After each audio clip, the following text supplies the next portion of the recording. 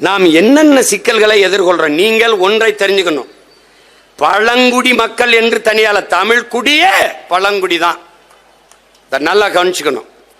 இதில் பழங்குடி மக்களின் பாதுகாப்பு, அன்னை பூமியை பாதுகாக்க ஆதிக்குடியை பாதுகாப்போம் என்பது பழங்குடி மக்கள், ஷெட்யூல் டிரைப்ஸ், குறவர் குடிக்கு மட்டுமல்ல, தமிழ் குடியே பாதுகாக்கப்பட வேண்டிய சூழலுக்கு தள்ளப்பட்டிருக்கு. நினைச்சுக்க, ஐயா சுந்தரராஜன் சொன்னார் பாருங்க, அவன் மண்டையில உளவியல அவனுக்கு ஏத்திருக்கான். இங்க பார், வெள்ளக்காரன் படை நகர்த்தி வந்து கொண்டே இருக்கான். தென் மாநிலங்களில் நுழையும் போது அவனுக்கு பிரச்சனை இருக்கு. எப்படிடா இவங்களை பிளந்து பிரித்து அடிக்கிறது, சிதைக்கிறது, அடிமைப்படுத்துவது என்று முடிவெடுக்கிற போது அவன் தயங்குறான். அப்ப முதலாக அவன் என்ன ஒன்று யோசிக்கிறான், எவன் போர்க்குணம் கண்டு மூர்க்கமாக களத்தில் பாய்வானோ அவனை எல்லாம் குற்ற பரம்பரை என்று சட்டத்தை போட்டு ஒடுக்கிறான். அதுல முதலில் போட்டது கள்ளர், அதுக்கப்புறம் குறவர், அப்புறம் மறவர், இப்படி ஒவ்வொரு சாதியாக போறான். சொல்றாரு பாருங்க, 73 சாதியா போடுறான். நல்லா கவனிச்சுக்கணும். அதனால அவன் பொது புத்தியில் என்னன்னா, எந்த குற்றச்செயல்களுக்கும் முதல்ல குறவர் இளைஞர்களை, பெண்களை பிடிச்சு கொண்டு உள்ள போட்டுருவான். நான் வந்து போராடும் போதெல்லாம் ஒவ்வொரு தம்பியும் கண்ணீர் விட்டு கதறான்.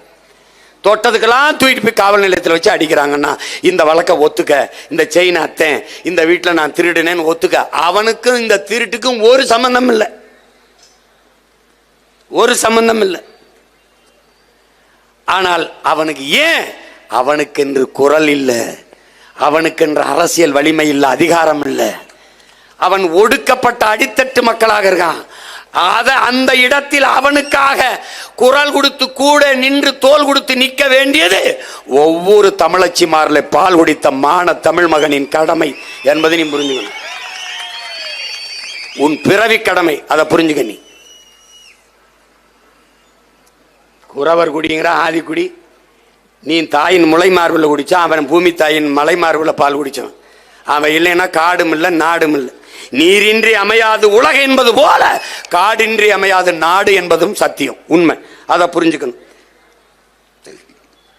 இன்னைக்கு வயநாட்டில் மலைச்சரிவு, பெரிய சேதம், பேரிழப்பு, அப்படி என்ன செய்யறது தெரியாம உறைஞ்சிட்டது நாடு.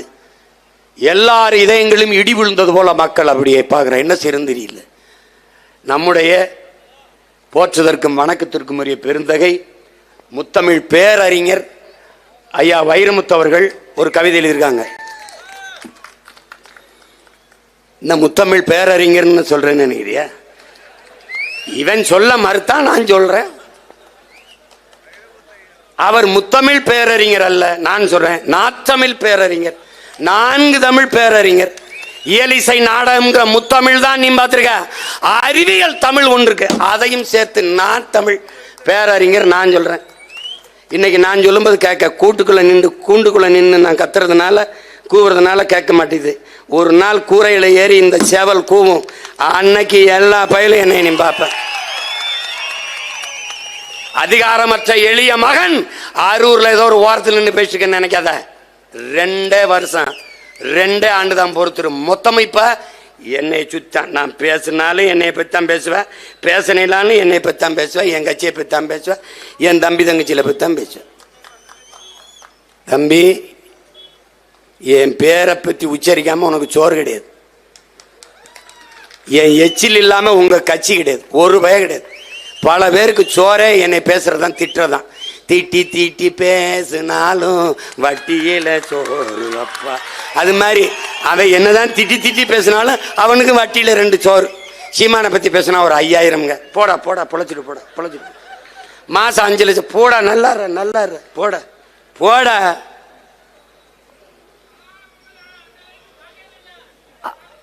அப்படிதான். அது மாதிரி முத்தமிழ் பேரறிஞர் நம்முடைய ஐயா வைரமுத்து அவர்கள் மலைகளை, இங்க பாருங்க, மலைகளை மலித்ததும் காடுகளை அழித்ததும் நதிகளை கெடுத்ததும் தான் இந்த பேரழிவுக்கு காரணம்ங்கிறது.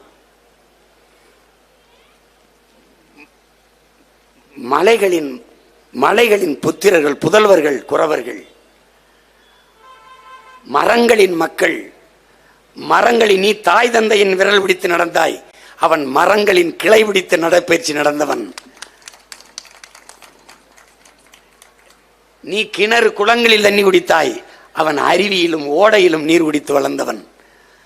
அவன்கிட்ட போய் நீ பேசாத. காடுகளின் நீள ஆழம் அகலம் தெரியும், அவனுக்கு மலை முகடுகள் எல்லாம் தெரியும். அவனோட நீ ஒன்றும் போட முடியாது. நீ உலகத்தில் ஒண்ணுமே உன் பிள்ளைகளுக்கு படிப்பிக்காதேங்கிறான்.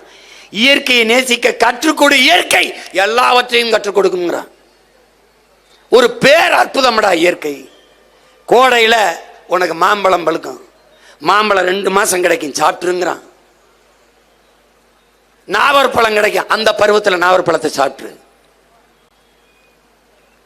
பலாப்பழம் கிடைக்கும், சாப்பிட்டு. எந்த பருவத்தில் எந்தெந்த பழம் கிடைக்கிறதோ அந்த பழத்தை எல்லாம் சாப்பிட்டுருங்கிறான்.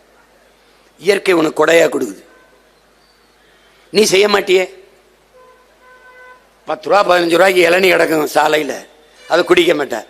ஆனால் தேடி போய் உயர்ந்த ஒரு உணவு விடுதியில் காஸ்ட்லி ரெஸ்டாரண்ட்டில் உட்காந்துட்டு கொக்கோ கோலா பெப்சி குடிச்சு சாவ. ஒரு கொக்கோ கோலா ஒரே மூச்சில் குடிச்சிட்டு உட்கார்ற, நெஞ்சடைச்சு நீ சாகரியாலான்னு பாடுற. ஒரு கொக்கோ கோலா பெப்சியை வாங்கிட்டு போய் உன் வீட்டு கக்கூச கழுவிடா, பளிச்சுன்னு ஆகுதா இல்லையான்னு பாடுற.